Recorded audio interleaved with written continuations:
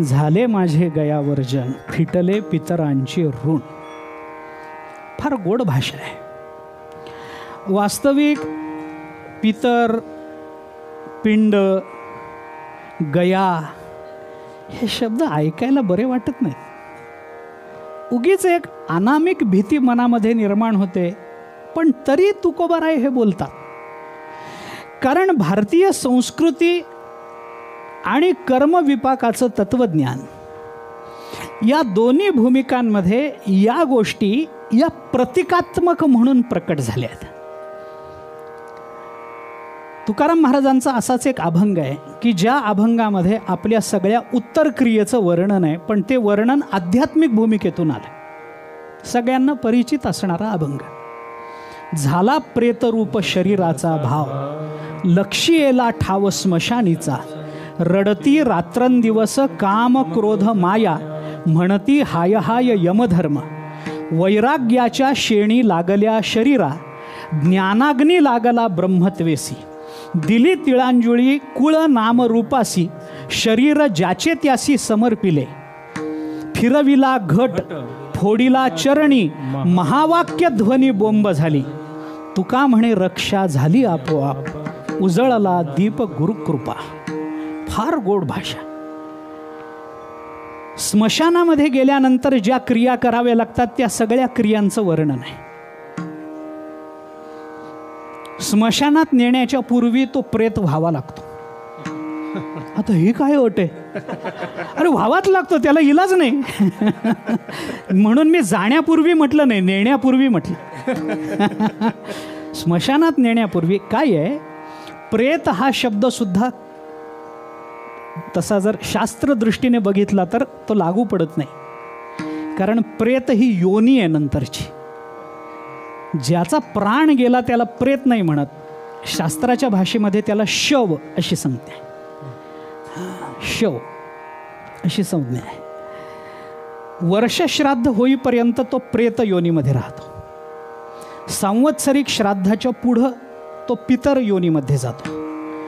कर्मभोगानुसार पितर लोकामध्ये, पितर योनीमध्ये किती काळ राहायचं हे कर्मावर ठरतं. आणि आपण काय कर्तृत्व गाजवतो याच्यावर तो मुक्त होणार की नाही हे ठरतं. त्याच्या कर्माने आणि त्याच्या ज्ञानाने तो मुक्त होईल तो प्रश्न वेगळा. पण अगदी आपल्या वारकऱ्यांच्या भाषेत बोलायचं झालं तर आपण भजन नाही केलं तर कोट्यावधी योनी मुक्त होत नाहीत. पण आपण जर भजन केलं तर आपल्या कोट्यावधी योनी मुक्त होऊन जातात. कितीतरी प्रमाण. तुका म्हणे कोटी कुळेती पुनीत, भावे गाता गीत विठोबाची. तुकोबाराय बोलतात, तुका म्हणे कोटी कुळेती पुनीत, कोट्यावधी कुळ पुनीत होतात. कधी? जर आम्ही भावे गाता गीत विठोबाचे, आम्ही जर सारासार विचार करा उठा उठी, नामधरा कंठी विठोबाची, तयाच्या चिंतने निरसेल संकट, तराल दुर्घट भवसिंधू. या अभंगामध्ये शेवटी तुकोबाराय बोलतात, तुका म्हणे कोटी कुळेती पुनीत, भावे गाता गीत विठोबाचे. असे अनेक प्रमाण सोडून द्या, मला मुद्दा तो मांडायचा नाही. म्हणून तो प्रेत त्या शवाला स्मशानामध्ये नेण्याच्या पूर्वी त्याला शवरूपता यावी लागते. कधी आली? तुकाराम महाराज म्हणतात, झाला प्रेतरूप शरीराचा भाव. शरीराला आम्ही अस्तित्व रूपानं बघत नाही, आता प्रेतरूप असा आमचा भाव झाला. त्यामुळे लक्षियेला ठाव स्मशानीचा. आता या अभंगामध्ये वापरलेले शब्द आहेत ना, किंवा ज्या क्रिया सांगितल्या आहेत ना, मग तिथं गेल्यानंतर तिथं ती चिता रचली जाते, त्याला त्या गोवऱ्या लावाव्या लागतात, लाकडं रचावी लागतात, मग त्याच्यावर त्याला ठेवलं जातं, त्याच्यावर आधी काही संस्कार केले जातात. त्याच्यात जर आता ते अवघडच आहे, पंचक लागलं तर फारच अवघड. पुन्हा ते सगळे विधी, त्याचा जर अपघाती मृत्यू झाला असेल तर त्याला पुन्हा प्रायश्चित्त विधी, असं बरंच काय असते ते पिढा. हे मोठं अवघड असतं. तिथं ते मग त्याला चितेवर ठेवतात, मग त्याला ते एक मडकं असतं ते खांद्यावर घेऊन त्याला उलट्या सुलट्या प्रदक्षिणा मारायला लावतात, त्याला ते दगडानं छिद्र पाडतात, तो दगड ठेवावा लागतो दशक्रियेपर्यंत, त्याला आश्मा म्हणतात. ते ठेवावं लागतं. मग ते गुंडाळून ठेवायचं वगैरे बरंच ते मग तिथं ते हे केलं जातं. मग तो घट मागच्या मागे सोडून देऊन बोंबलावं लागतं, बोंब मारावी लागते.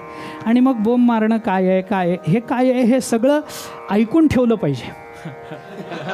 कारण ज्या वेळेला आपल्या बाबतीत होतं तेव्हा आपल्याला कळत नसतं हे काय चाललंय आपल्या बाबतीत. म्हणून आत्तापासून ऐकून ठेवलं पाहिजे. विठ्ठला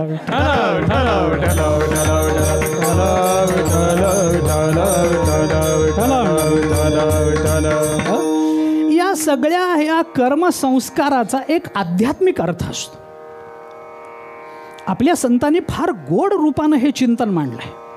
म्हणून म्हटलं ना मी की मरणाचं एक भय आहे माणसाच्या अंतःकरणामध्ये. महाभारताने म्हटलंय कालः पचती भूतानी सर्वण्येवात्मनात्मनि यस्मिंस्तु पच्यते कालः तं वेदेह न कश्चन. महाभारत हा प्रश्न विचारतं, अरे काळ या जगतातल्या प्रत्येक जीवाला ग्रस्त करतोय. निर्दयः कठिणः क्रूरः कर्कशः कृपणः अधमः न तदस्ति यदद्यापि न कालो निगिरत्ययम. योगवसिष्ठात आला. योगवसिष्ठ बोलतं किती विशेषणं दिली कालाला. काळ निर्दय, कठीण, क्रूर, कर्कश, कृपण, अधम.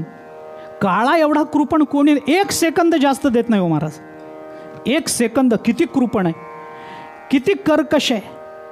काय वाटेल ते करा. न तदस्ति यदद्यापि न कालोनी. जगतामध्ये आत्तापर्यंत एकही वस्तू अशी नाही आहे की जिला काळाने ग्रस्त केलं नाही. आणि म्हणून महाभारत बोलतं की कालः पचती भूतानी सर्वण्येवात्मनात्मनि. सगळ्या जड चेतनाला काळ खाऊन टाकतो. कालः पचती कुणाला? भूतानी. सगळ्या भूतमात्रांना काल खाऊन टाकतो. गोष्ट खरी आहे.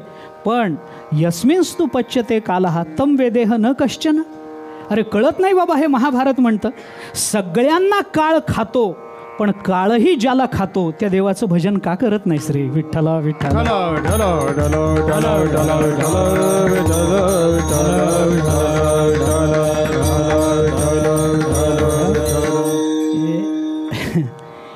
कठोपनिषदात आहे भयात अग्निस्तपती भयात तपती सूर्य भयात इंद्रश्च वायुश्च मृत्युर्धावती पंचमः. ज्याच्या भयानं सूर्य उदयाला येतो. तुझी या सत्तेने वेदासी बोलणे सूर्यासी चालणे तुझी या बळे. नामदेवराय बोलतात ना. ज्याच्या भयानं सूर्य उदयाला येतो, अस्ताला जातो.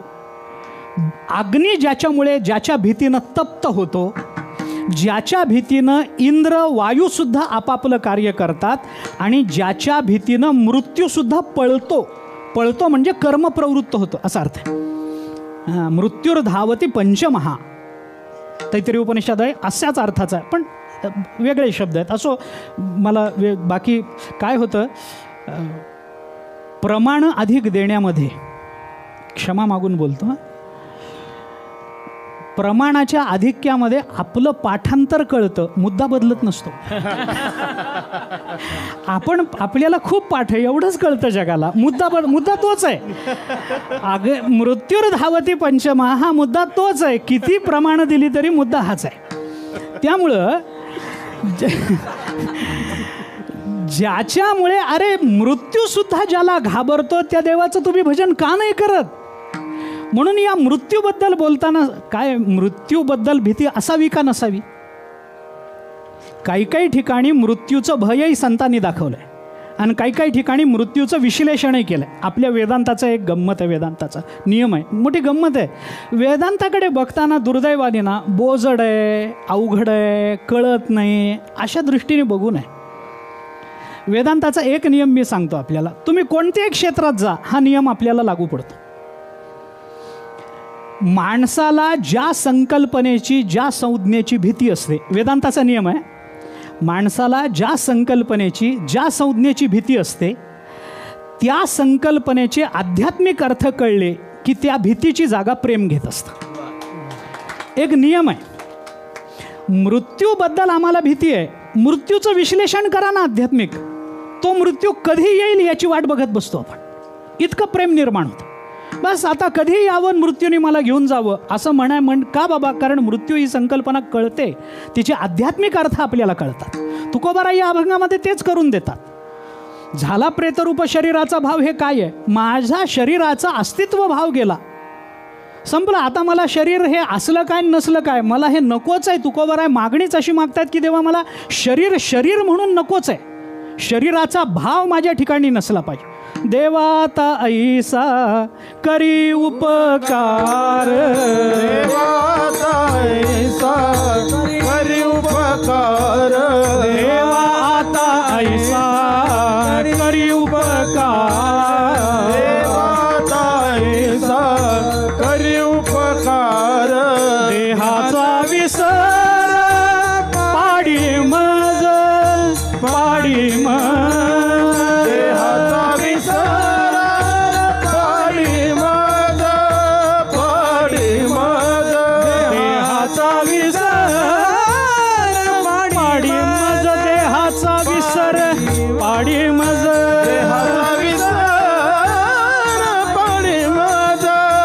पाडी मज, तरीच हा जीव सुख पावे माझा, तरीच हा जीव सुख पावे माझा, तरीच हा जीव सुख पावे माझा, तरीच हा जीव सुख पावे माझा. तुकोबारायांची मागणी आहे, देवाता ऐसा करी उपकार, देहाचा विसर पाडी मज. देह पाडी म्हटलं नाही, देहाचा विसर पाडी मज, तरीच हा जीव सुख पावे माझा, बरे केशी राजा कळू आले. तुकोबाराय म्हणतात देवा माझ्या शरीराचा विसर पाड, म्हणजे शरीर ठेव, पण मी म्हणजे शरीर आहे असा भाव माझ्या ठिकाणी निर्माण होऊ देऊ नको. तरीच हा जीव सुख पावे माझा, बरे केशी राजा कळो आले. माझा मुद्दा इथे वेदांत कळो आले याच्यावर नेहमी जोर देतो. संकल्पना कळो आली भीती गेली, संकल्पना कळो आली द्वेष गेला, संकल्पना कळो आली विकार गेले, संकल्पना कळो आली विचार आला. विठ्ठला विठ्ठला विठ्ठला विठ्ठला विठ्ठला विठ्ठला विठ्ठला विठ्ठला विठ्ठला विठ्ठला विठ्ठला विठ्ठला. हो. आणि म्हणून तुकोबाराय या झाला प्रेतरूप शरीराचा भाव, लक्षियेला ठाव स्मशानीचा. आता माझ्या शरीराचा अस्तित्व भाव गेला. शरीर म्हणजे काय आहे? शरीर म्हणजे काय? शेवटी एका लाकडासारखं जड पदार्थ वगैरे वगैरे, त्या वेदांताचा विस्तार नंतर. परंतु तुकोबाराय म्हणतात त्या दृष्टीने जर विचार केला तर शरीराचा प्रेतरूप भाव झाला. मग आता याला न्यायचं कुठं? लक्षियेला ठाव स्मशानीचा. आता हे स्मशान कोणतं आहे? याचाही आध्यात्मिक अर्थ आहे. स्मशानात नेलं म्हणजे जिथं 4 लोकांना नेऊन जाळतात ते स्मशान नाही. तुकोबारायांचा स्मशान या शब्दाचा अर्थ आहे जिथं भगवान शंकराचं वास्तव्य आहे. शरीराचा भाव गेल्यानंतर ठाव कुठला पाहिजे आपल्याला?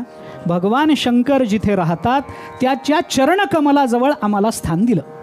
मग त्या स्मशानामध्ये नेल्यानंतर काय झालं?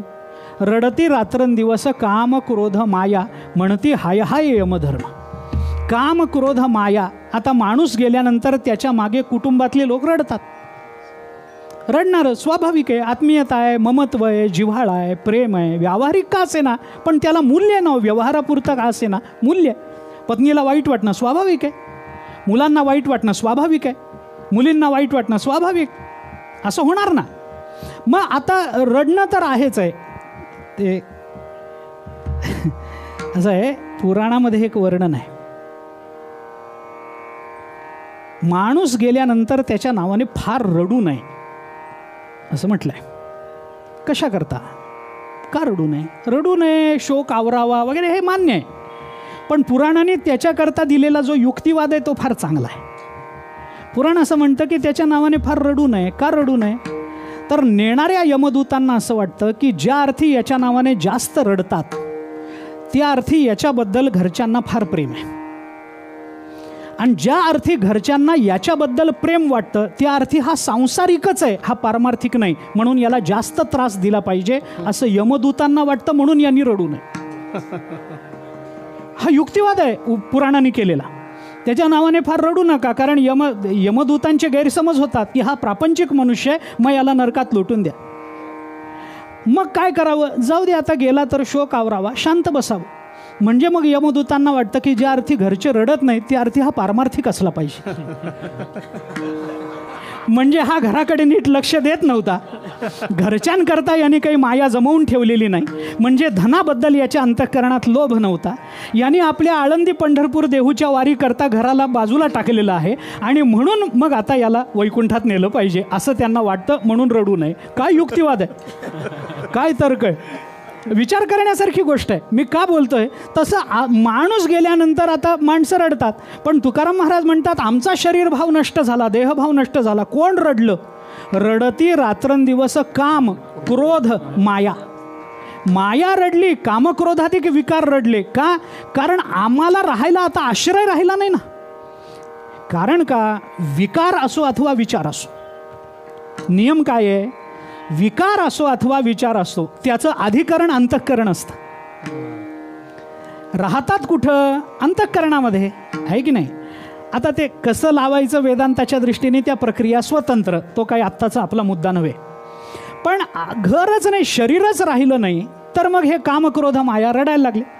काम म्हणायला लागला आता मी राहू कुठे, क्रोध म्हणायला लागला राहायचं कुठं, माया रडायला लागली.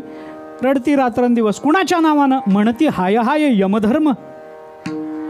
यमधर्म असा शब्द वापरलाय बरं का, यमराज असा शब्द नाही वापरला तुकाराम महाराजांनी. बारीक बारीक गोष्टी आहेत तुकोबारांच्या शब्दयोजनेच्या मागे. म्हणती हाय हाय यमराज असं नाही म्हटलं, म्हणती हाय हाय यमधर्म. हां, कारण जो धर्मानं वागतो त्याच्याच मागे माया दुःखी होऊ शकते. जो अधर्मानं वागतो त्याच्या बाबतीत माया म्हणते पुढच्या जन्मी माझंच गिऱ्हाईक. ती रडेल कशा करता? रडेल कधी? ज्या वेळेला तो धर्मानं वागेल त्यावेळेला. तुकाराम महाराज म्हणतात असं रडती रात्रंदिवस काम क्रोध माया, म्हणती हाय हाय यमधर्म. मग तिथं नेलं जातं, तिथं गोवऱ्या लावल्या जातात, चिता रचली जाते. ती कोणती? वैराग्याच्या शेणी. शेणी म्हणजे गोवऱ्या. वैराग्याच्या शेणी लागल्या शरीरा, त्या वैराग्याच्या गोवऱ्यांवरती झोपवलं गेलं. आता वैराग्य हे तुकोबारायांचं वैराग्य आहे, सामान्य वैराग्य नाही. विवेकासहित वैराग्याचे बळ धगधगीत ज्वाळ अग्नी जैसा. ज्ञानोबारायांनी चिंतन केले. निजेली अशी उपासी वैराग्य का? ज्ञानोबा अरे त्यांचं वैराग्य झोपलेल्यांच्या जवळ येऊन त्यांची उपासना करता. हे जर तुकोबाराय जर झोपलेले असतील तर वैराग्य त्यांची उपासना करतात. रामकृष्ण परमहंसांचा दृष्टांत आहे ना. हात असे होते, झोपले होते, आजारी होते. एक कोणी भक्त भेटायला आले, द्वारावर विद्यार्थी उभा होता. त्याने सांगितलं आत्ताच डोळा लागला, नका जाऊ. ते म्हणाले मला उठवायचं नाही, फक्त लांबून नमस्कार करून जातो, गावाला जायचं आहे, गुरुजींना वंदन करून गावाला जातो, फक्त लांबून बघू दे. त्यांनी दरवाजा उघडला, त्याला आत सोडलं. आत गेल्यावर ते असे झोपले होते. याच्या मनात काही भगवत भाव जागा झाला, श्रद्धाभाव जागा झाला. त्यांनी खिशातून एक नाणं काढलं आणि हात असे होते रामकृष्ण परमहंसांचे, त्यांच्या हातावर ते नाणं ठेवलं. ते नाणं हाताला लागल्याबरोबर रामकृष्णांचा हात पालथा झाला. हातातलं नाणं टाकून दिलं. ज्ञानोबाराय म्हणतात निजेलियासी उपासी वैराग्य का? अरे झोपलेल्यांना वैराग्य, झोपलेल्यांची उपासना करतो. तुकोबारायांचं वैराग्य सामान्य वैराग्य आहे का महाराज? हां, ज्ञानोबारायांची भाषा 15व्या अध्यायातली बघा आपण. वैराग्य दवडिता पाठी लागे. हो, ज्ञानोबाराय म्हणतात अरे या महात्म्यांनी वैराग्याला हाकलून दिलं तरी वैराग्य त्यांच्या मागे येऊन त्यांच्या जीवनात येतं. हाकलून दिलं तरी. हो, इतकं तुकोबारायांचं वैराग्य. तिथं शेणी लागल्या, गोवऱ्या लागल्या देहाला. कोणत्या? वैराग्याच्या गोवऱ्या लागल्या, वैराग्याच्या शेणी लागल्या शरीरा. आणि मग त्याला अग्नी दिला जातो. तो अग्नी कोणता? ज्ञानाग्नी लागला ब्रह्मत्वेसी. तो अग्नी सामान्य नाही आहे, ज्ञानाचा अग्नी शरीराला लागतो. मग दिळी तिळांजळी कुळ नाम रूपासी. कुळ नाम रूप हे सगळं माईक आहे, त्यामुळे त्याला तिलांजली दिली. तिलांजली दिली म्हणजे संबंध तोडून टाकला. आणि काय केलं? शरीर ज्याचे त्याशी समर्पिले. ज्याचं शरीर होतं त्याचं त्याला देऊन टाकलं. ज्ञानोबारायांचा अभंग आहे आपल्या गुरूंना प्रार्थना करतानाचा. सगळा सांगत नाही, पण ज्ञानोबाराय गुरूंना प्रार्थना करताना म्हणतात या पंचमहाभूतात्मक शरीरातलं जे पृथ्वी आप तेज वायू आकाश या पंचमहाभूतांनी शरीर बनलं, त्याच्यातलं तेज तुमच्या तेजामध्ये विलीन व्हावं. या शरीराची पृथ्वी ये शरीरीची माती मेळवीन ती एक क्षिती जेथ श्रीचरण उभे ठाती आराध्याची. है ना. 13व्या अध्यायामध्ये आचार्योपासनम या शब्दावर भाष्य करताना ज्ञानोबाराय म्हणतात या शरीरीची माती मेळवीन ती एक. अरे माझ्या शरीराची माती व्हावी, पण त्या मातीवर माझ्या गुरुजींनी उभं राहावं एवढीच इच्छा. माझ्या गुरुजींचे पाय लागावेत त्या मातीला, मग शरीराची माती झाली, हरकत नाही. पृथ्वी, आप, या शरीरातला आपाचा भाग तुमच्या व्यापक अशा समुद्रामध्ये विलीन व्हावा, असं सगळं. आणि त्या अभंगाचं ध्रुपद आहे, देह जावो अथवा राहो पांडुरंगी दृढ भाव. हा ज्ञानोबारायांचा अभंग आहे, त्याचं ध्रुपद आहे देह जावो अथवा राहो. आणि नामदेवरायांचा स्वतंत्र अभंग. हे शरीर मी कशा करता हे सगळं बोलतो आपण विचार करा. तुकोबाराय म्हणतात, शरीर ज्याचे त्याशी समर्पिले. तुमचा जो जो वाट आहे घेऊन जा बाबा. आणि मग शेवटी फिरविला घट, फोडीला चरणी, महावाक्य ध्वनी बोंब झाली. तो घट फिरवला, भगवंताच्या सद्गुरूंच्या चरणावर फोडून टाकला. घट या हा शब्दसुद्धा देह या अर्थाने चालतो, त्यामुळे हा देह त्यांच्या चरणावर फोडून टाकला, देऊन टाकला त्यांना. आणि महावाक्य ध्वनी बोंब झाली.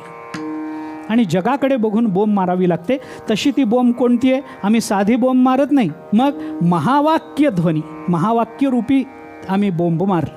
वेदामध्ये 2 वाक्य, एक अवांतर वाक्य आणि एक महावाक्य. परब्रह्म, जीव, जगत, जगतातली जड चेतन पदार्थ या संबंधाबद्दल किंवा यांच्याबद्दल ज्या वेळेला श्रुती बोलते त्यावेळेला त्याला अवांतर वाक्य म्हणतात.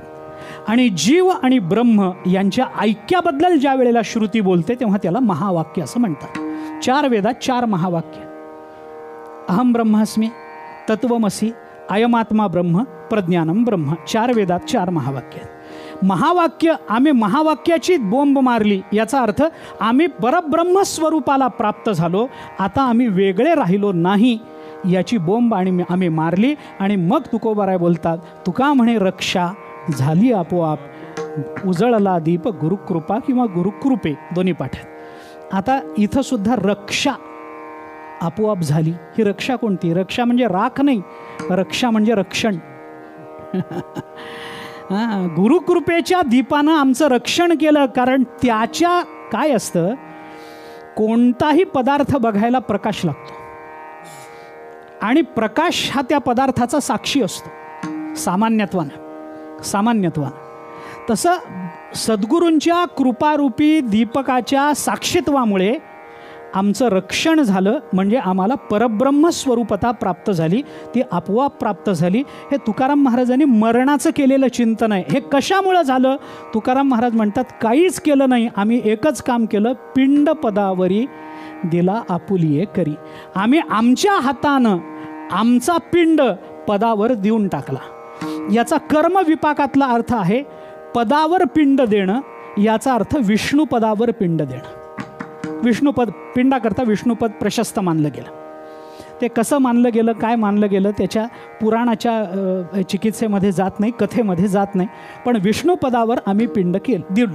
म्हणजे विष्णुपद हे एक स्थान आहे, त्या स्थानाचं काही महात्म्य आहे. तिथं पिंडदान करणाऱ्याला पुनर्जन्म नाही असं मानलं जातं. म्हणून पिंड पदावरी आपुल्या करी दिला. आमच्या हातानं आम्ही विष्णुपदावर पिंडदान केलं. हे साधंच बोलणं जे कर्मविपाकाला धरू नये धर्मशास्त्राला. पण आध्यात्मिक अर्थ असा आहे, आम्ही पिंड आमच्या हाताने पदावर दिला. इथला पद शब्द पाय या अर्थाने येतात. पद म्हणजे पाय. आम्ही पायावर आमचा शरीररूपी पिंड देऊन टाकला. कुणाच्या पायावर लोटला? आम्ही भगवंताच्या चरणावर आमचा पिंड लोटून दिला. चरणावर लोटला याचा भक्तिशास्त्रीय अर्थ 2 पाय, समचरण दृष्टी, विटेवरी साजिरी, त्या पायावर आम्ही तो पिंड दिला. आणि पाय हा शब्द वेदांतामध्ये स्वरूप या अर्थानं वापरतात. चरण, पद, पाय हे शब्द हे स्वरूप या अर्थाने वापरतात. त्याची व्युत्पत्ती आणि त्याचं हे दिलं आहे. उत्तमानां स्वरूपम ही पादशब्देन भण्यते, असं आहे वेदांतामध्ये. उत्तमानां स्वरूपम ही पादशब्देन भण्यते. पादशब्द हा कशासाठी वापरला जातो? उत्तमानां स्वरूपम ही, स्वरूप या अर्थाने पाय शब्द वापरला जातो. तुकोबाराय म्हणतात, आमचा पिंड म्हणजे आम्ही जो शरीराचा भाव काढून घेतल्यानंतर जे आमचं उरलं ते आम्ही स्वरूपाला देऊन टाकलं. याचा अर्थ आम्ही स्वरूपाशी एकरूप झालो, ज्याच्यामुळे पुढचं जे मरण आहे त्या मरणाचे आध्यात्मिक अर्थ वेगळे लागतात. विठ्ठला विठ्ठला विठ्ठला विठ्ठला विठ्ठला. या अभंगामध्ये 2 शब्द महत्त्वाचे. अभंगाकडे जर बघायचं झालं तर या अभंगामध्ये 2 शब्द महत्त्वाचे की ज्याच्यावर सगळं धर्मशास्त्र जोर देतं. एक शब्द तुकाराम महाराजांनी वापरला तो म्हणजे 2-3 शब्द म्हणत, जर अधिक विस्तार करायचा असेल तर फिटले पितरांचे ऋण. ऋण हा एक शब्द महत्त्वाचा आहे. एक. दुसरं झाले माझे गयावर्जन फिटले पितरांचे ऋण. केले कर्मांतर बोंब मारिली हरिहर. बरं. आणि भार उतरले ओझे. याच्यामध्ये ओझे आणि भार हे दोन्ही शब्द समान अर्थाचे आहेत. ओझ म्हणल्यानंतर भार कशाला म्हणावं आणि भार शब्द वापरल्यानंतर ओझ शब्द कशाकरता वापरावा. पण वापरणारे तुकाराम महाराज आहेत म्हणून अर्थ प्रगल्भ आहे. विठ्ठला विठ्ठला विठ्ठला.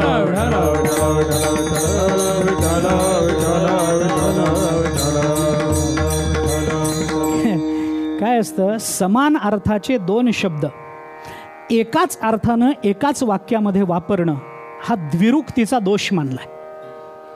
साहित्यामध्ये वाक्यरचना किंवा काव्यरचना करत असताना एकाच अर्थाचे 2 शब्द असतात. एकाच अर्थाचे 2 शब्द, 2 शब्दांना एका शब्दाला अनेक अर्थ असं असतं. अमरकोशाची रचनाच याच्यावर आधारित आहे ना सगळी. एका अर्थाचे अनेक शब्द, अनेक अर्थाचा एक शब्द, याच्यावर सगळं अमरकोश सगळं अवलंबून याच्यावर.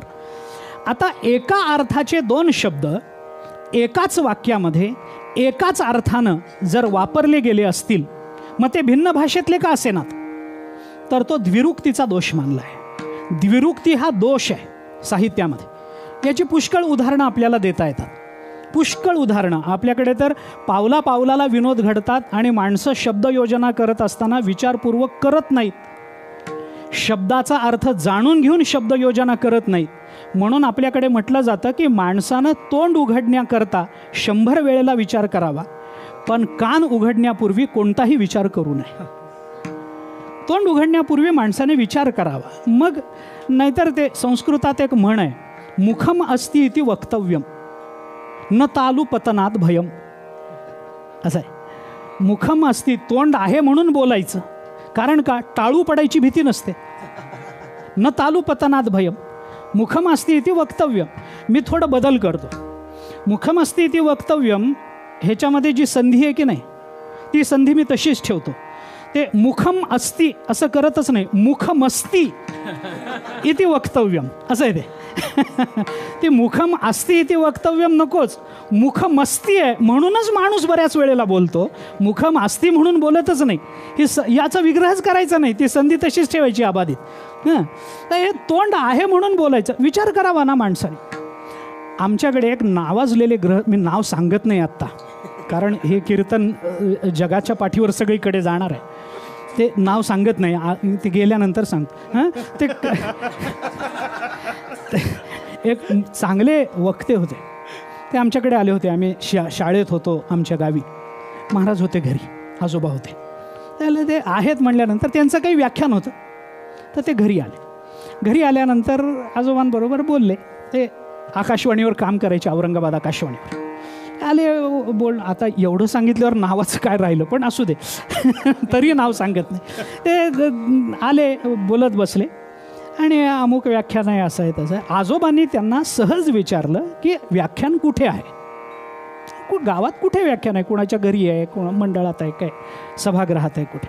त्यांनी काय उत्तर द्यावं म्हणजे त्यावेळेला आम्हाला कळलं आणि अजून लक्षात राहिलं. म्हणजे ते फार तीव्र होतं. त्यांनी काय उत्तर द्यावं, त्यांनी सहज विचारलं व्याख्यान कुठे आहे तुमचं. ते म्हणाले इथेच आहे, मुलींच्या कन्याशाळेत. हे किती अवघड आहे. म्हणजे मुलांचीही कन्याशाळा असते काय? अरे कन्याशाळा म्हणल्यानंतर मुलींची, हे सांगायची गरज आहे काय? मुलींची कन्याशाळा कशी असू शकते? पण ते म्हणले मुलींच्या कन्याशाळेमध्ये. म्हणजे ही द्विरुक्ती आहे. एकाच अर्थाचे 2 शब्द एकाच वाक्यामध्ये समान अर्थानं येणं हा द्विरुक्ती दोष आहे. पण तुकोबाराय भार उतरले ओझे असं म्हणतात. याला काहीतरी महत्त्व आहे. तुकोबारायांसारख्या महात्म्यांकडून द्विरुक्तीसारखा क्षुल्लक दोष निर्माण होणं कदापि शक्य नाही. मी तर उलट म्हणतो, संतांच्या वाङ्मयामध्ये दोष नसतातच, कारण त्यांच्याकडून चूक होतच नसते.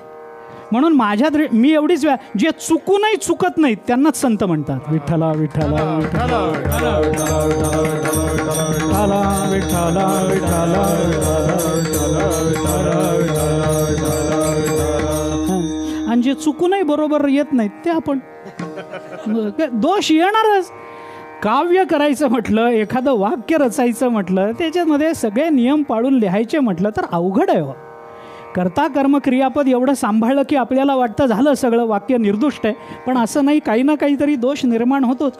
त्याच्यात संस्कृत वाक्याची रचना करायची म्हणजे तत पप आहेच आहे, ते होतंच. त्याला ज्याला सवय आहे त्यालाच ते शक्य होतं, ज्याला अभ्यास आहे. तुकोबर आहे, भार उतरले ओझे असं.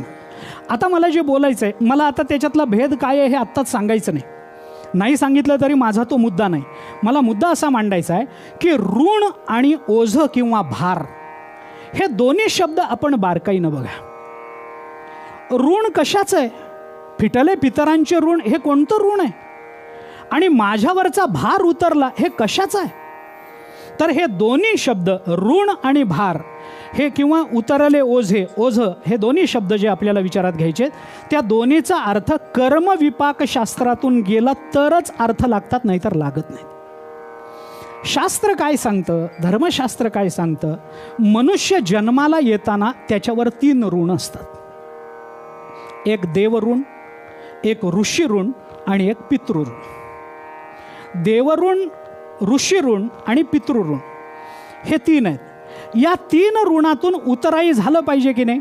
झालं पाहिजे. ऋण कोणतंही असो. मी हल्ली एक 4थं ऋण सांगतो, ज्याचा या 3 ऋणांपेक्षाही कधी कधी प्रकर्षानं विचार करावा असं 4थं ऋण आहे. एक देवऋण आहे, दुसरं ऋषी ऋण आहे, तिसरं पितृऋण आहे आणि 4थं एक ऋण आपल्या सगळ्यांवर आहे, ते म्हणजे या देशाचं ऋण आहे, जे फेडण्याचा आपण विचार केला पाहिजे.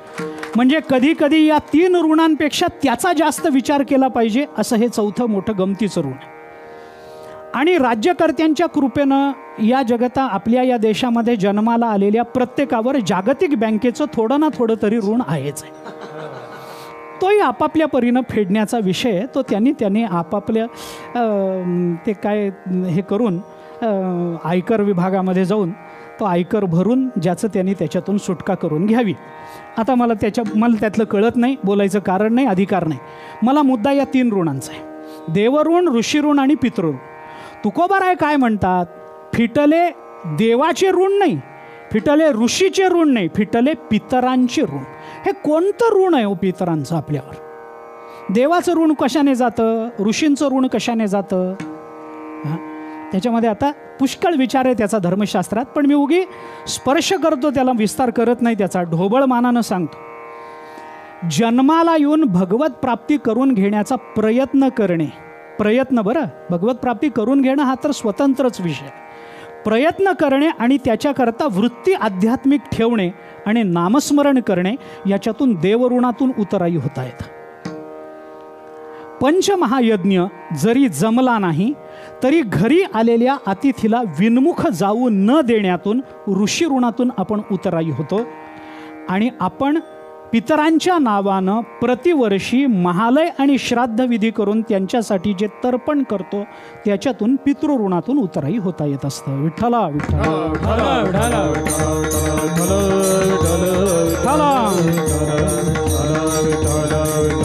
हो, आता हे काय आहे? हे धर्मशास्त्राचे विषय आहेत. आपण जेवढे खोलात जाऊ तेवढं याच्यामध्ये अधिकाधिक अडचणी निर्माण होतात, खूप अडचणी. धर्मशास्त्र कळणं आणि धर्मशास्त्रानुसार आचरण करणं हे अवघडच आहे. धर्माची भाषा गुह्य आहे असं म्हटलंय ना महाभारताने. तर्को अप्रतिष्ठा श्रुतयो विभिन्नः न एको ऋषिर्यस्य मतं प्रमाणम धर्मस्य तत्वं निहितं गुहायाम महाजनो येन गतः स पंथः, असं महाभारतात आलं ना. त्याच्यामध्ये धर्माची जी तत्व असतात ती अत्यंत गुह्य असतात, ती पटकन कळत नाही. कारण व्यक्तिभेदानं, देशभेदानं, कालभेदानं त्याच्यामध्ये साक्षेपी विचारानं चिंतन करावं लागतं, तर तो धर्मशास्त्राचा भाग कळतो. नुसतं धर्मसिंधू आपल्या घरात आहे किंवा निर्णय सिंधू आपल्या घरात आहे म्हणजे आपल्याला सगळेच निर्णय करता येतात असं नसतं. काही काही निर्णयाचे वेगळे प्रकार असतात, वेगळा विचार असतो.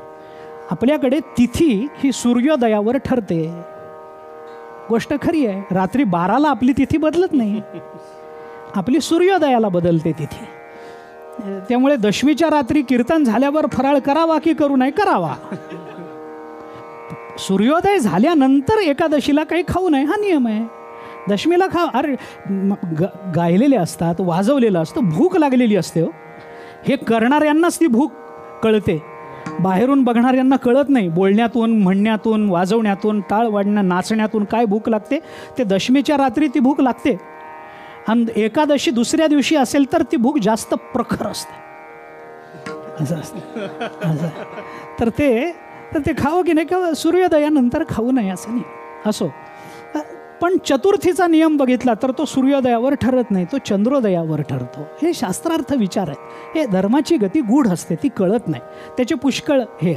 तर मुळात काय आहे, माणसावर जे ओझं आहे ते, आता मी संकोच करून सांगतो, माणसावर जे ओझं आहे ते फक्त आणि फक्त कर्माचंच ओझं आहे, दुसरं कशाचंच ओझं नाही माणसावर. माणूस अडकतो तो कर्मानं अडकतो. भक्ती आणि ज्ञान याच्यातली भक्ती आम्हाला पुन्हा जन्माला यायला आवश्यक वाटते, पण ज्ञान आम्हाला पुन्हा जन्माला येऊ देत नाही. ज्ञान झालं, जन्म मरण संपलं, बरोबर आहे. एकदा ब्रह्मज्ञान झालं, जन्ममरणाचा विचार संपून गेला. आता आपण हे कित्येक प्रमाणाने सिद्ध करू. भक्तीसाठी आपण जन्म पुन्हा पुन्हा मागून घेऊ, पण कर्माच्या बाबतीत आपण आगतिक असतो.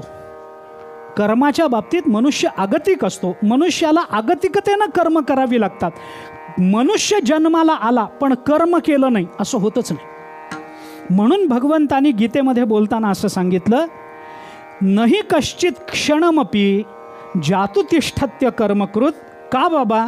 कारण कार्यते ही अवशः कर्म सर्व प्रकृतिजैर्गुणैः. प्रकृतिजैर आहात ना तुम्ही, प्रकृतीज आहात ना, प्रकृतीपासून जन्माला आलेले आहात ना. मग जोपर्यंत, म्हणून ज्ञानोबारायांनी या श्लोकावर भाष्य करतानाची शेवटची ओवी जी सांगितली ती या सगळ्या सिद्धांताला अधोरेखित करणारी. ज्ञानोबाराय त्या ओवीमध्ये असं म्हणतात, म्हणून संग जव प्रकृतीचा त्याग न घडे कर्माचा, ऐसियाही करू म्हणती तयाचा आग्रहोची उरी. ज्ञानोबाराय म्हणतात, जोपर्यंत प्रकृतीचा संग आहे तोपर्यंत आपल्याला कर्माचा त्याग करता येणार नाही. आणि प्रकृतीचा संग करूनही मी कर्माचा त्याग करतो असं म्हणणाऱ्यांचा फक्त हट्ट आहे, बाकी काही नाही. ज्या हट्टाला अर्थ नसतो. हट्ट कोणता असावा? जो सत्यात येऊ शकेल असा हट्ट माणसाने करावा. जे सत्यातच येत नाही त्याचा अट्टहास करावा, पण कशाचा करावा? याजसाठी केला होता अट्टहास, करा ना, अवश्य करावा शेवटचा दिवस, कारण ते सत्यात येऊ शकतं. काय नाही, उगीच काहीतरी हट्ट करायचा, या हट्टाला किंमत नाही, काही किंमत नाही. ते असं सांगतात की बादशहाने एकदा बिरबलाला असं विचार. बिरबलाने सांगितलं, म्हणे आमच्याकडे उद्या आषाढी एकादशी आहे, तेव्हा भजन कीर्तन वगैरे सगळं आहे घरी, मला रजा पाहिजे. बादशहाने रजा दिली. बिरबल सगळा कार्यक्रम करून परत दरबारात आला. बादशहाने विचारलं, झाला कार्यक्रम? झाला. काय असतं? म्हणे असं असतं, एकादशी असते, कृष्ण जन्म असतो, रामजन्म असतो, चतुर्थीचं उद्यापन असतात उपास आमच्याकडे सांगितले. म्हणे त्यावेळेला तुम्ही काय करता? काही नाही, एकादशी करतो. बरं, मागे एकदा तू संकष्टी चतुर्थीची रजा घेतली होती. त्यावेळेला आम्हाला सांगितलं होतं रात्री उपास सोडायचा आहे म्हणून. बरं, मग म्हणे एकादशीचा उपास सोडायचा का सोडायचा नाही? म्हणे नाही सोडायचा, त्याची पारणा द्वादशीला. चतुर्थी म्हणजे त्याच दिवशी सोडाय. बादशाह म्हणाले, बिरबल कसला धर्म रे, एक उपास एखाद दिवशी सोडायचा आणि दुसरा उपास सोडायचाच नाही, असला कसला धर्म? तर म्हणलं आता आहे त्याला काय करणार, त्याला कुठं डोकेफोड करून सांगत बसा, आपल्याकडे वेळ नाही.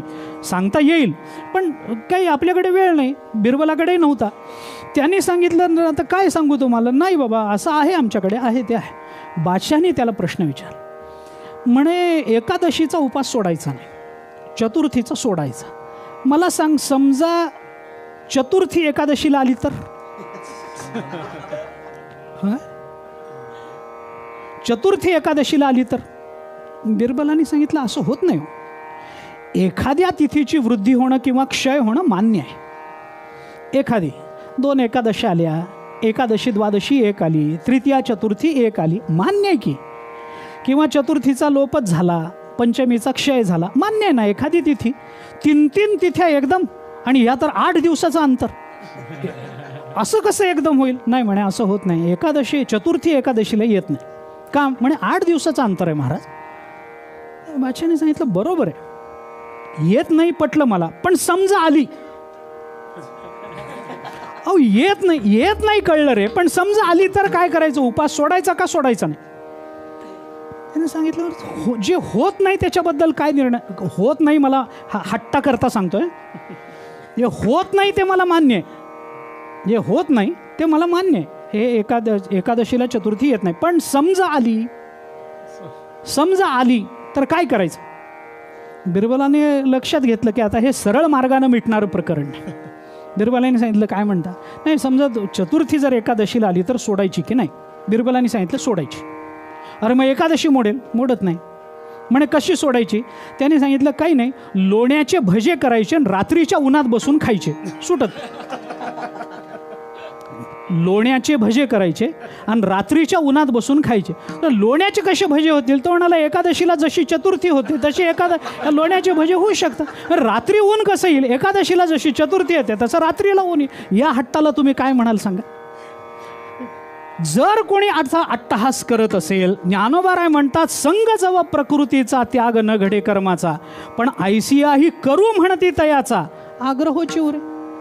हा विनाकारण आग्रह आहे, विनाकारण हट्ट आहे, ज्या हट्टाला अर्थ नाही. जोपर्यंत शरीराचा संबंध आहे तोपर्यंत कर्म नाही असं होणार नाही. शरीर आहे पण कर्म नाही. आता गंमत सांगतो, शरीर आहे, कर्मही आहे, जीव. शरीर नाही, कर्म नाही, मुक्त, विदेहमुक्त. शरीर नाही पण कर्म आहे असं होतच नसतं. आणि शरीर आहे पण कर्म नाही, फक्त प्रेत. विठ्ठला विठ्ठला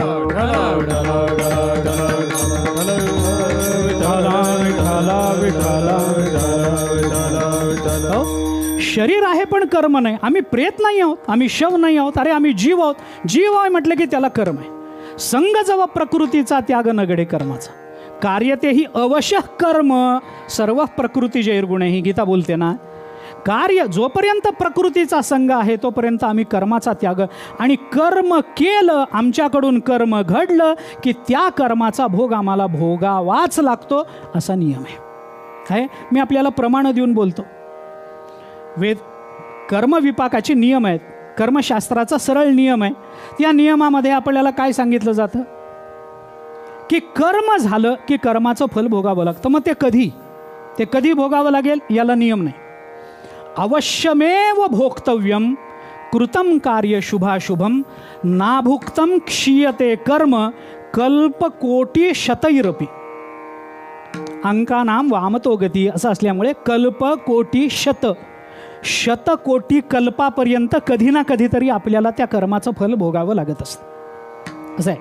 अवश्यमेव भोक्तव्यम, भोगावंच लागेल. केले कर्म झाले तेची भोगाले, उपजले मेले ऐसे किती, उपजले मेले ऐसे किती. केले कर्म झाले त्याची भोगाले, उपजले मेले ऐसे किती, उपजले मेले ऐसे किती.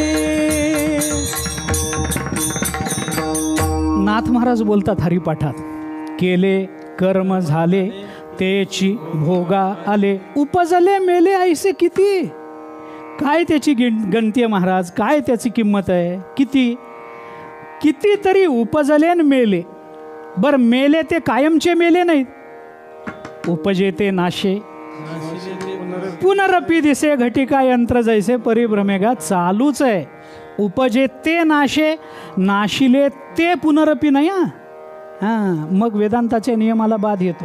उपजे ते नाशे बरोबर आहे, पण नाशिले पुनरपी दिसे, ते पुनरपी दिसत नसतात. नाशिले पुनरपी दिसे, घटिका यंत्र जैसे परिभ्रमे. जाऊ द्या, त्याच्यात आत्ता खोलात जाण्याचं कारण नाही. पण उपजले मेले किती? काय नाही, त्यांची गणना नाही. चालूच आहे. म्हणून केले कर्म झाले तेची भोगा आले, की नाथ महाराजांचा चकार फार महत्त्वाचा आहे. केले कर्म झाले तेच भोगा आले, तेच. हा चकार फक्त तेची पुरता मर्यादित नाही. अभंगाचं या चरणाचं वैलक्षण्य समजून घेण्याकरता हा जो चकार आहे की नाही, हा सगळीकडे लावावा लागतो. केले कर्म झाले तेची भोगा आले असं नाही, केलेलंच कर्मच झालेलंच तेच भोगावंच लागतंच असं आहे ते. आपण केलेलं कर्म आपल्यालाच भोगावं लागतं आणि दुसरं नाही, तेच भोगावं लागतं. नाथ महाराज म्हणतात तेच भोगावं लागतं. मी एक गंमत म्हणून दृष्टांत सांगतो. एक नवरा बायको, घरी म्हातारे वडील. नवरा बायकोला नवीन काळानुसार स्वाभाविक म्हाताऱ्या वडिलांचं ओझं व्हायला लागलं. मग त्यांच्याकडे दुर्लक्ष करणे, औषधे न देणे, त्यांना एका बाहेरच्या खोलीमध्ये झोपवून ठेवणे, वेळेवर जेवण न देणे, छळ सुरू झाला. सून आहे, मुलगा आहे, काय करावं काही कळेना. शेवटी नवरा बायकोंचा एके दिवशी विचार झाला आणि नवऱ्याने त्याच्या मुलांनी बायकोला सांगितलं, एक काम करू म्हणे आपण. काय करू? मी पुष्कळ विचार केला आज ऑफिसमध्ये बाबांचं काय करावं आणि मला उपाय सापडला. असं करू, त्यांना मी वृद्धाश्रमात सोडून येतो. बायकोला इतका आनंद झाला, ती म्हणाली माझे 16 सोमवार उपयोगाला आले. असा नवरा मला मिळाला की किती विचारवंत, किती चांगला विचार तुम्ही करता. वडिलांना वृद्धाश्रमात सोडून येतो. सोडून ठीक आहे, ती म्हणाली आनंद आहे. वडिलांचं सामान तिने भरून दिलं, रिक्षात बसले, मुलाने वडिलांना वृद्धाश्रमात सोडलं. गंमत काय असते, म्हणजे क्षमा मागून बोलतो, म्हातारी आणि माणसं आणि मांजरं तुम्ही किती लांब सोडून या. म्हातारी माणसं आणि मांजरं किती लांब सोडून या, आपण घरी यायच्यात आपल्या स्वागताला घरी हजर असतात. तुम्ही किती लांब सोडून या. आमच्याकडे एका माणसाने मांजर पाळलं होतं. कंटाळल्यानंतर आणि त्या मांजरीला त्यांनी पोत्यात गोणीमध्ये गुंडाळलं आणि लांब जंगलामध्ये सोडायला म्हणून आत गेला. रस्ता चुकला, मांजरीच्या मागे आला तेव्हा घर सापडलं. असं होतं. म्हणजे मला निंदा नाही करायची, म्हाताऱ्या लोकांच्या स्मरणशक्तीचं कौतुक करायचं असं मला म्हणायचं. स्मरणशक्ती किती चांगली, किती लांब सोडा. वृद्धाश्रमात सोडून आले, घरी परत. आता काय करावं? ठीक आहे, पुन्हा 4-8 दिवस गेले, पुन्हा ते सगळं त्याचा त्रास व्हायला लागला. शेवटी ऑफिसमधून आल्याबरोबर मुलाने बायकोला सांगितलं, आता एक काम करतो, शेवटचा उपाय काय, मला पाप लागायचे लागू दे, पण हा उपाय काय करणार? म्हणे काही नाही, बाबांना घेतो, काशीला जातो आणि गंगेमध्ये ढकलून देतो. हा ते संपलं, पीडा गेली एकदाची. आनंद झाला सुनेला. फार चांगली गोष्ट, फार चांगला. तुमच्या नावाचं कुंकू लावते, अभिमान आहे, फार चांगली गोष्ट. बरं, एके दिवशी येताना ऑफिसमधून रेल्वेचं आरक्षण केलं, घरी आला.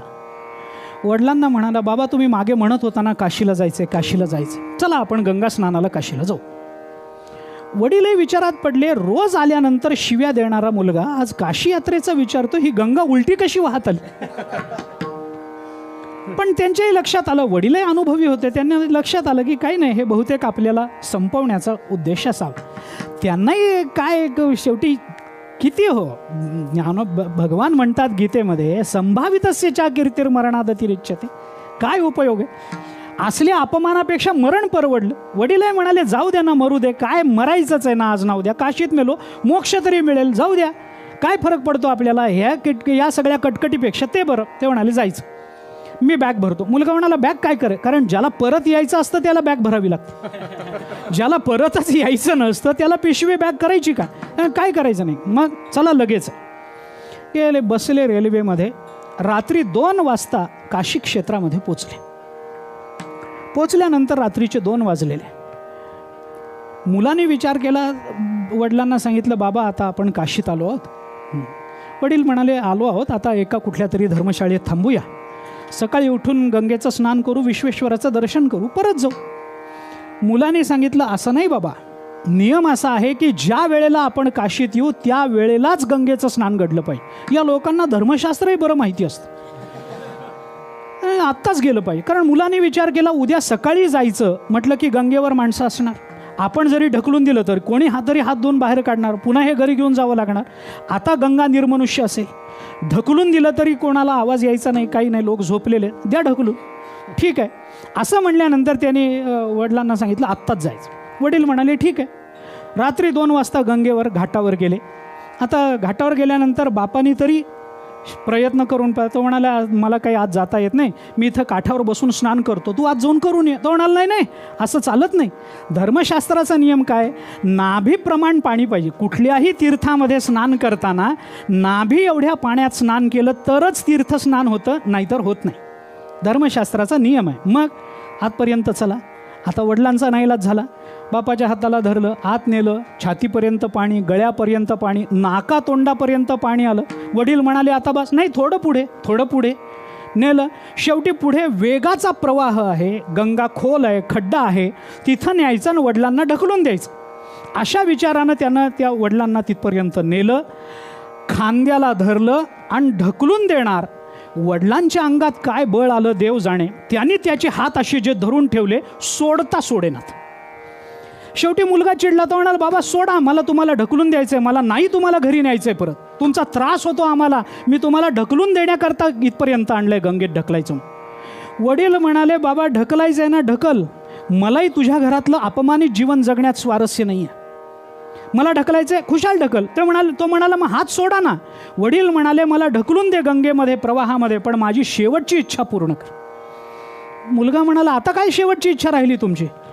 वडील म्हणाले काही नाही, माझी शेवटची एक इच्छा आहे, मला जे ढकलायचं आहे ना ढकल, पण एक विनंती आहे, इथे नको ढकलू, थोडं वरच्या बाजूला नेऊन ढकल. मुलगा म्हणाला कशा करता, इथं ढकललं तरी तुम्ही मरणार, वर कुठे नेऊन ढकललं तरी तुम्ही मरणार, इथं का ढकलू नको, कारण वडिलांनी सांगितलं मी तुझ्या पाया पडतो बाबा, पण मला इथे नको ढकलू. तो म्हणाला कशा करता, वडिलांनी सांगितलं कारण मी माझ्या वडिलांना इथंच ढकललं होतं म्हणून. याला म्हणतात केले कर्म झाले तेची भोगा आले. विठ्ठला विठ्ठला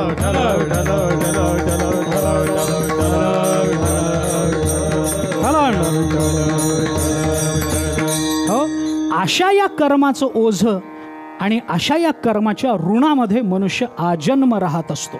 आणि म्हणून हे कर्माचं ओझं फेडण्याकरता, हे कर्माचं ऋण फेडण्याकरता तुकोबारायांनी त्याचा उपाय काय आहे तो या अभंगामध्ये आपल्याला सांगितला आहे. तुकोबाराय म्हणतात पिंडपदावरी दिला आपुलिये करी माझा शरीर भाव, आपणच आपल्या हाताने हा शरीरभाव नष्ट करावा, हा त्याचा उद्देश आहे. कारण कर्माची गती ही मोठी विचित्र आहे. गीता बोलते गहना कर्मणो गती, कर्माची गती अत्यंत गहन आहे. भल्या भल्यांना कर्माची गती कळत नाही. ज्ञानोबारायांनी चिंतन करताना अन्यत्र असं म्हणलंय, अरे मूर्खाची गोठी कायसी येथं मोहलेगा क्रांतदर्शी. अरे मूर्खाला कळत नाही कर्माची गती नवल नाही, क्रांतदर्शींना सुद्धा कर्माचं महत्त्व कळत नाही. अशी कर्माची गती अत्यंत गहन आहे. कर्म कधी कुठं काय, आपण जे कर्म करतो ते आपल्या वाट्याला येत असतं. जे कर्म ज्या पद्धतीनं करतो त्याच पद्धतीनं आपल्या वाट्याला येतं. जे कर्म जिथे करतो तिथंच आपल्या वाट्याला येतं, इतरत्र येत नाही. मी आपल्याला गंमत म्हणून सांगतो, एखादा अपघात होतो, त्या अपघातामध्ये एखादा मनुष्य जीवे जातो, एखाद्या माणसाचा फक्त हात मोडतो आणि जो जीवे गेलेला असतो त्याच्या शेजारी बसलेल्या माणसाची फक्त करंगळी मोडते. आणि ड्रायव्हर जो चालवणारा असतो त्याच्या अंगाला खरचटत सुद्धा नाही. असं का व्हावं? अपघात जर एकाच गाडीला झाला तर सबंध गाडीला बसलेला धक्का जर समान असेल तर एकाने मरावं, एकाचा हात मोडावा, एकाचं बोट मोडावं आणि एकाला खरचटूही नये. असं का व्हावं? तर त्याचं एकच कारण आहे की त्या प्रत्येकाला जरी अपघात एक झालेला असला तरी प्रत्येकाची कर्म वेगळी आहेत, म्हणून कर्मानुसार फल प्राप्त होत असतं. हा त्याचा मुख्य हेतू आहे किंवा कारण आहे, लक्षात घ्या. म्हणून आपल्याला पंचदशीकारांनी विचार करताना काय सांगितलं, अवश्यम भावी भावानां प्रतिकारो भवेद यदि तदा दुःखैर न लिप्येरन नल राम युधिष्ठिरा. कोणी असो, युधिष्ठिर असू देत, रामचंद्र प्रभू असू देत, अथवा नलराजा असू देत. काय नलाचं आहे हो, आपण नलाचं चरित्र नेहमी वाचतो, आपण ऐकलेलं असेल. साधी चूक झाली त्याच्याकडून, लघुशंकेला गेला आणि पाय धुताना टाच कोरडी राहिली, बस तेवढंच आहे. त्या कोरड्या टाचेतून कली त्याच्या अंगात गेला. आहे ना महाभारतामध्ये वर्णन, कोरड्या आपण तर आता काय जाऊ दे, बोलायलाच नको पुढचं काही. पण पाय धुताना टाच कोरडी राहिली. त्या टाचेतून कली आत गेला. पुढचं सगळं रामायण काय घडायचं ते घडलं. मी कशाकरता बोलतो? युधिष्ठिर काय घडलं? अर्धसत्य बोलला. नरोवा कुंजरोवा, माणूस का हत्ती माहिती नाही. सगळ्याच महाभारतामध्ये हा श्लोक नाही आहे, अनेक महाभारतामध्ये हा प्रक्षिप्तच मानला आहे, पण तरी कथा आहे म्हणून. अर्धसत्य बोलले, खरं का खोटं माहीत नाही. म्हणताना आले, विचारायला आले, अश्वत्थामा हतः, अश्वत्थामा हतः नरोवा कुंजरोवा. विचारायला आलेल्या गुरुजींना धर्मराजांनी सांगितलं. मोठी गमतीची कथा आहे ती महाभारतात आपण जर बघितलं तर. द्रोणाचार्यांच्या कानावर गेलं ते अश्वत्थामा कुणालाच आटोपेना, काय करावं कळेना. भगवंताकडे गेले. भगवान म्हणाले त्यांच्याकडे एक अश्वत्थामा नावाचा हत्ती आहे, त्याला मारा. आता त्यांच्या पक्षात अश्वत्थामा नावाचा हत्ती आहे हे भगवंताला कसं कळलं? तर त्याचं उत्तर महाभारताने दिलं असं की भगवान एके दिवशी भीष्माचार्यांना भेटायला गेलेले असताना, जेव्हा कौरव पांडव लहान होते, एकत्र होते, तेव्हा भीष्माचार्यांना भेटायला गेलेले असताना हे गप्पा चालू असताना एक सेवक आला आणि त्यांनी बातमी आणली की आपली हत्तीण व्यायली आणि तिला पिल्लू झालेलं आहे, नाव काय ठेवायचं? तर भीष्माचार्यांनी भगवंताला विचारलं, देवा तुम्ही आहात तर तुम्हीच सांगा. तर भगवान म्हणाले त्याचं नाव अश्वत्थामा ठेवा. तेव्हा सांगितलं. ते कुठं उपयोगाला आलंय? मॅनेजमेंट म्हणतात ते हे. याच्याकरता कोट्यवधी रुपयांच्या फिया देऊन लोक कॉलेजमध्ये जाऊन शिकतात, MBA करतात. हे महाभारतात फुकट मिळतं. हे भगवंताने त्या अश्वत्थामाला मार, अश्वत्थामाला मारलं. अश्वत्थामा मेला मेला मेला. द्रोणाचार्यांच्या कानावर गेल्यानंतर द्रोणाचार्य म्हणाले माझा विश्वास नाही, कारण चिरंजीवाच्या यादीत पहिलं नाव त्याचं आहे. अश्वत्थामा बलिर्व्यासो हनुमांश्च बिभीषण, हा पहिलं नाव त्याचं आहे, तो मरणार नाही. आम्ही बघितलं मेला. सांगणाऱ्यांनी सांगितलं. त्याने सांगितलं माझा कुणावरही विश्वास नाही, धर्मराजावर विश्वास. काय गंमत आहे बघा. युधिष्ठिर शत्रू पक्षात, पण शत्रूवरही विश्वास ठेवावा असे शत्रू त्यावेळेला होते. माझा त्याच्यावर विश्वास आहे. ते तिथं आले आणि येतात हे कळल्यानंतर धर्मराज घाबरले. गुरुबरोबर खोटं कसं बोलायचं? गुरुबरोबर खोटं बोलणार यांची कुठलीही विद्या टिकत नाही असं धर्मशास्त्र. मग आता काय करायचं? ते गेले भगवंताकडे. देवा गुरु यायला लागले, मग पूजा कर, मी काय करू? नाही म्हणे असं वेळ अश्वत्थामा मेला म्हणून सांग. धर्मराजाने सांगितलं अश्वत्थामा मेला का असं विचारलं तर मी हतः म्हणू शकतो, पण माझा मुलगा अश्वत्थामा मेला का असं विचारलं तर मी आयुष्यात कधी खोटं बोललो नाही. मग काय करायचं? भगवान म्हणाले आता काय करू? मी तरी काय करू? म्हणे अश्वत्थामा मेला एवढं म्हण, माणूस का हत्ती माहीत नाही हे हळू आवाजामध्ये बोल. अश्वत्थामा मेला म्हणालास मी ढोल वाजवतो, त्याच्यात कुणाला ऐकूही जाणार नाही माणूस का हत्ती. झालं त्यानुसार झालं. अश्वत्थामा मेला हे यांना कळालं. धर्मराज एवढंच बोलले, माहिती असून सुद्धा नाही असं म्हणाले. नरोवा कुंजरोवा हे खोटं बोलणं नाही आहे धर्मराजाचं बरं का. महाभारताच्या टीकेनुसार आपल्याला माहिती असूनही नाही म्हणणं हे खोटं आहे. माणूस मेला का हत्ती मेला हे खोटं नाही आहे. मग त्याने ते धनुष्यबाण खाली ठेवलं. त्याने आता मी लढणार नाही म्हणून सांगितलं. पुढं काय झालं आपल्याला माहीत. याचा परिणाम काय झाला? स्वर्गारोहणाच्या वेळेला, ज्या वेळेला हे पांडव स्वर्गारोहण करायला लागले, त्यावेळेला धर्मराजाचा अंगठा गळून पडला. उजव्या पायाचा अंगठा गळून पडला. आणि अंगठा का गळून पडला हे मरणासन्न झालेल्या भीमाने जेव्हा धर्मराजाला विचारलं, त्यावेळेला त्याने सांगितलं की मी एकदा अर्धवट खरं बोललो होतो, त्याचा हा परिणाम. केलेलं कर्म प्रत्येकाला भोगावं लागतं. एक राजस्थानमध्ये केशव स्वामी नावाचे संत होऊन गेले. त्यांचं एक फार सुंदर पद आहे. त्या पदामध्ये त्यांनी एक घटना सांगितली. ती घटना सांगतो गमतीची. काही नाही, घटना खूप सामान्य आहे. काय घटना की एक मनुष्य पांथस्थ रस्त्याने चालला होता. आमराई लागली. पाडाला आंबा लागलेला याने बघितला. याला खावा वाटत होता, तेवढ्यात तो आंबा खाली पडला. आता खाली पडलेला आंबा उचलून खावा असं त्याला वाटलं, म्हणून तो तिथं गेला. आंबा उचलला, खाल्ला, गोड वाटला त्याला. तेवढ्यात त्या आमराईचा मालक आला. त्याचे आंबे चोरीला चालले होते, म्हणून त्याला वाटलं हाच चोर आहे, म्हणून त्याने त्या पांथस्थाला धरलं, मारलं. अपमान झाल्यामुळे पांथस्थ रडला.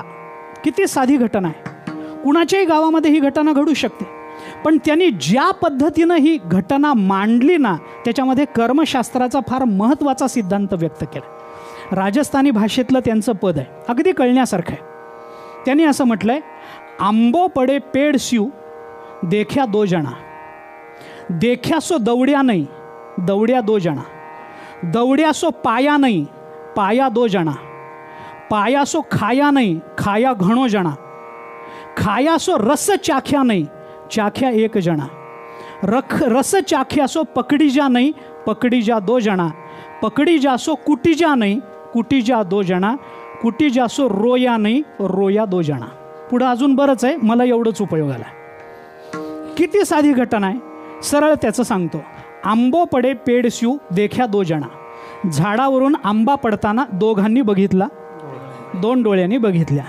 देख्या सो दौड्या नाही, दौड्या दो जना, ज्यांनी बघितला ते पळत गेले नाहीत, पळणारे दोन वेगळे होते, पाय. हां, दौड्या नाही, दौड्या दो जना, दौड्या सो पाया नाही, पाया दो जना, ज्यांनी ते पळत जे तिथपर्यंत गेले त्यांना आंबा उचलता आला नाही, उचलणारे दोन वेगळे होते, हात. झालं. पाया सो खाया नाही, खाया घणो जना, ज्यांनी उचललं त्यांनी खाल्लं नाही, खाणारे घणो 32 घणो, ज्यांनी हाताने उचललं त्यांनी खाल्लं नाही, खाणारे 32 वेगळेच होते.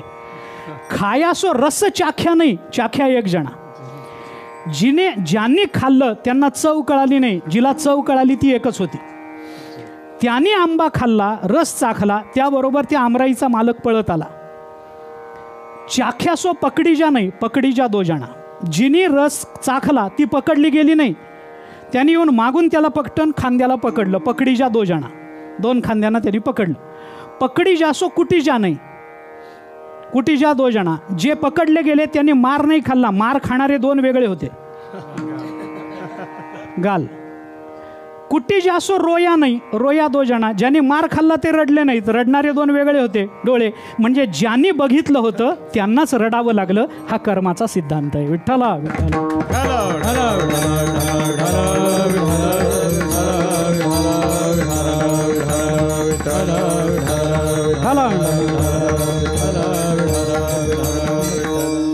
तात्पर्य याचं एवढं आहे की आपण केलेलं कर्म हे आपल्या जीवनावरचं ओझं असतं. आपण केलेलं कर्म हे आपल्या नंतरच्या पिढीकरता ऋण असतं आणि आपल्याला करावं लागणारं कर्म हे आपल्या मागच्या पिढ्यांचं ऋण विमोचन असतं. विठ्ठला विठ्ठला.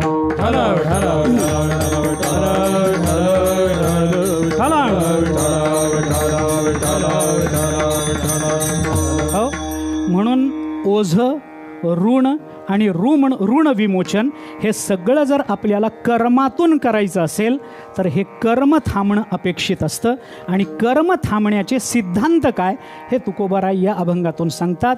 सर्व कर्माचं अधिकरण शरीर आहे. कर्म घडणाऱ्या कशामुळे घडतं? भगवंतानी गीतेमध्ये 5 गोष्टी सांगितल्या. कर्म कुणामुळे घडतं? अधिष्ठानम तथा कर्ता, करणंच पृथक्विदम, विविधाश्च पृथक चेष्टा, दैवम चैवात्र पंचमम. 18व्या अध्यायामध्ये भगवान काय बोलतात? अधिष्ठानम तथा कर्ता. अधिष्ठान म्हणजे काय?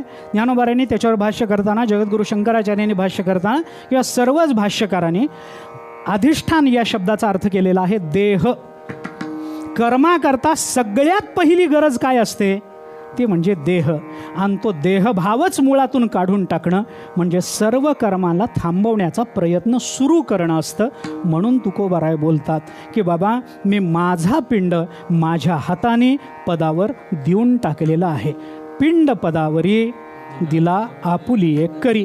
माझा पिंड म्हणजे माझा शरीरभाव मी पदावर म्हणजे विष्णू पदावर म्हणजे भगवंताच्या चरणावर, भगवंताच्या चरणावर म्हणजे स्वरूपामध्ये देऊन टाकलेलं आहे. आता शरीर स्वरूपाला देता येतं का? तर देता येतं. कसं देता येतं? आपल्याला दिसणारं दृश्य शरीर जे जड आहे, पंचभौतिक आहे, ते जरी स्वरूपाला देता येत नसलं तरीसुद्धा पदार्थाचं विघटन होणं म्हणजे मूळ कारणामध्ये विलीन होणं हा न्यायशास्त्रातला नैयायिकांचा प्रसिद्ध सिद्धांत.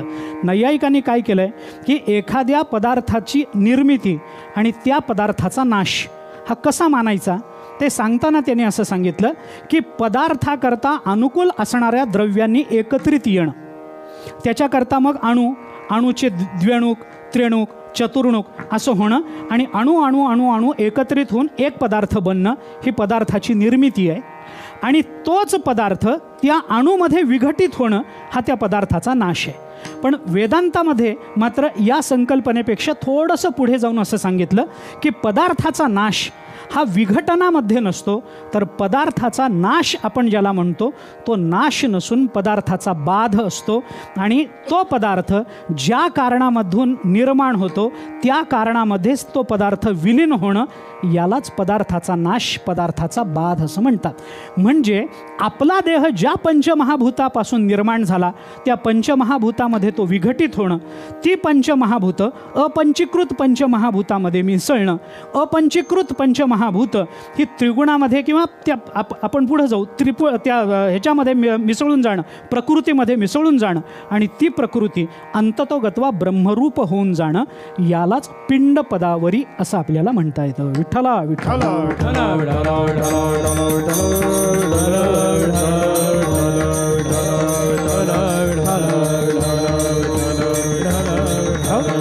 अशा पद्धतीनं तुकोबाराने आपला पिंड पदावर दिला, आपल्या हाताने आपण दिला असं सांगितलं आहे.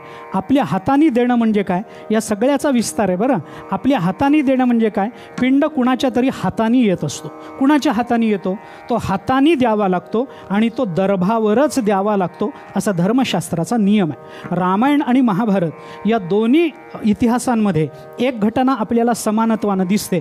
ती म्हणजे ज्या वेळेला रामचंद्र प्रभू, लक्ष्मण वगैरे गयेला गेले त्यावेळेला गयेला जे दशरथाचं पिंडदान झालं ते सीतामातेने केलं असं जरी म्हणलेलं असलं तरी तो पिंड घेण्याकरता दशरथाचा हात वर आला, पण सीतामातोश्रीने तो पिंड दशरथाच्या हातावर न देता तो दर्भावर ठेवला असंच वर्णन आहे. महाभारतामध्ये पिंडदान पांडवांनी करताना भीष्माचार्यांचा हात वर आला, पण धर्मराज युधिष्ठिराने हातावर त्यावेळेला त्यांना सांगण्यात आलं हातावर पिंडदान करायचं नाही, ते दर्भावर करायचं, म्हणून दर्भावर केलं. कुणी करावं लागतं, ते सगोत्रजांनी करावं लागतं असे धर्मशास्त्राचे नियम आहेत. पण ते किचकट आहेत, मला तिकडं जाण्याचं आत्ता कारण नाही आणि आत्ता ते बोलण्याचंही काही तात्पर्य नाही. परंतु मुद्दा हा आहे की कुणी पिंडदान करावं. तुकोबाराय म्हणतात मुलांनी केलं, नातवानी केलं, पणतवानी केलं, जावयानी केलं, सगळ्यात शेवटी कोणीही उपलब्ध नसेल तर बायकोला सुद्धा पिंडदान करण्याचा अधिकार आहे असं काही स्मृतीमध्ये आपल्याला दिसून येतं. पण तसं जरी असलं तरी तुकोबाराय म्हणतात माझ्या देहाचं दान हे मी इतरांकडून करवलं नाही, मी माझ्या हाताने केलेलं आहे. याचा अर्थ काय, माझ्या हाताने केलं याचा अर्थ मी जिवंत असतानाच माझा देहभाव मी निवृत्त केलेला आहे. माझा देहभाव मी निवृत्त केला, माझ्या हाताने केलं याचा अर्थ प्रयत्नपूर्वक देहभाव राहू नये याच्याकरता जे करावं लागलं ते मी केलेलं आहे. आता तो पिंड पदावर दिला, त्याच्यातून ऋण गेलं, त्याच्यातून कर्माचं ओझं गेलं, भार गेला, असं सगळे जे तुकोबारायांनी सांगितलं त्याच्यामध्ये तुकोबाराय जे निर्वाणीचं बोलतात त्याच्यामध्ये तुकोबारायांनी सांगितलं की मी जरी पिंड पदावर दिलेला असला तरीसुद्धा आता मग पुन्हा पुढच्या जन्माला येऊन तुम्ही पुन्हा तेच पिंडदान करणार आहात का. कारण तुम्ही असं म्हणालाय की मला वारंवार जन्म पाहिजे, मला वारंवार जन्माला आलं पाहिजे, मी जन्माला यावं हीच माझी मागणी आहे. तुका म्हणे गर्भवासी सुखे घालावे आम्हासी, घेईन मी जन्म याजसाठी देवा, उपजवून या पुढती येऊ, काला खाऊ दही भात. असं तुम्ही जे पुन्हा पुन्हा जन्माला येण्याची भाषा करता ती या जन्मामध्ये तुम्ही तुमच्या हाताने पिंडदान केलं, मान्य आहे, देहभाव देऊन टाकला, परत पुढच्या जन्मात आल्यानंतर पुन्हा पिंडदान करावं लागणार आहे का. तर तुकोबाराय म्हणतात तसं नाही. मग आता जे पिंडदान मी केलेलं आहे त्याच्यात माझं गयावर्जन झालं. अभंगाच्या दुसऱ्या चरणामध्ये सांगितलं माझे झाले गयावर्जन, माझे झाले गयावर्जन, झाले माझे गयावर्जन, झाले माझे गयावर्जन, झाले माझे गयावर्जन, झाले माझे गयावर्जन, झाले माझे गयावर्जन, झाले माझे गयावर्जन. विठले पितरांचे ऋण, विठले पितरांचे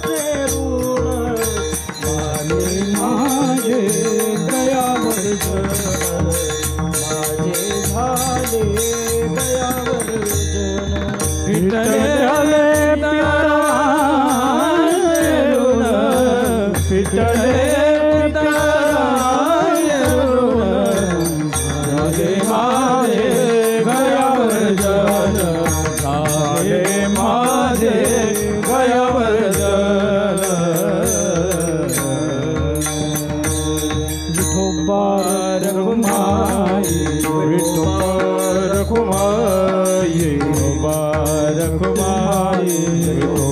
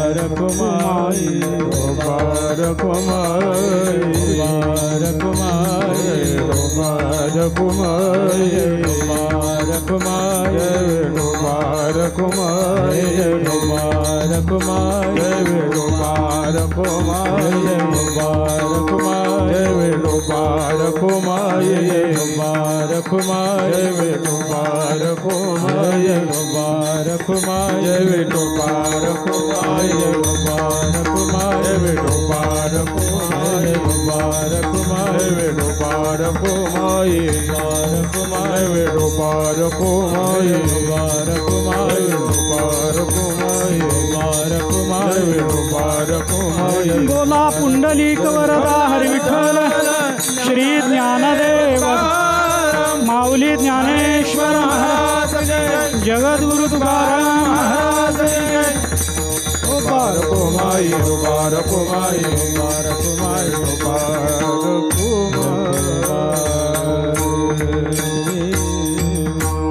हे कीर्तन आपल्याला कसं वाटलं? आपला अभिप्राय न विसरता कॉमेंट बॉक्समध्ये लिहून पाठवा. देश विदेशातल्या करोडो मराठी बांधवांपर्यंत कीर्तनाचा संस्कार पोहोचवण्याचं एक आगळं वेगळं व्रत आम्ही हातात धरलं. तुमची शाबासकी, तुमचे अभिप्राय याच्यावरच ही कीर्तनाची संस्कारधारा अशीच पुढे अविरत सुरू राहील असा मला विश्वास वाटतो. हे कीर्तन लाईक करा, हे कीर्तन शेअर करा, कीर्तन विश्व या यूट्यूब चॅनलला सबस्क्राईब करा. पुढील वेगवेगळ्या अभिजात कीर्तनांचे अपडेट्स मिळवण्यासाठी बेल आयकॉन नक्की दाबा.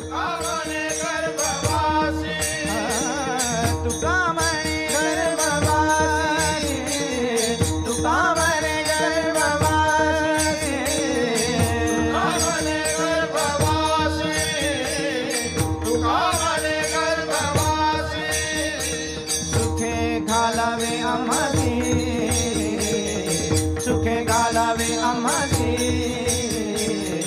गुण गायना वडी गुण गायना वडी गुण गायना वडी हेची माझी सर्व डोळी हेची माझी सर्व डोळी गुण गायना गुण गायना वडी गुण गायना वडी गुण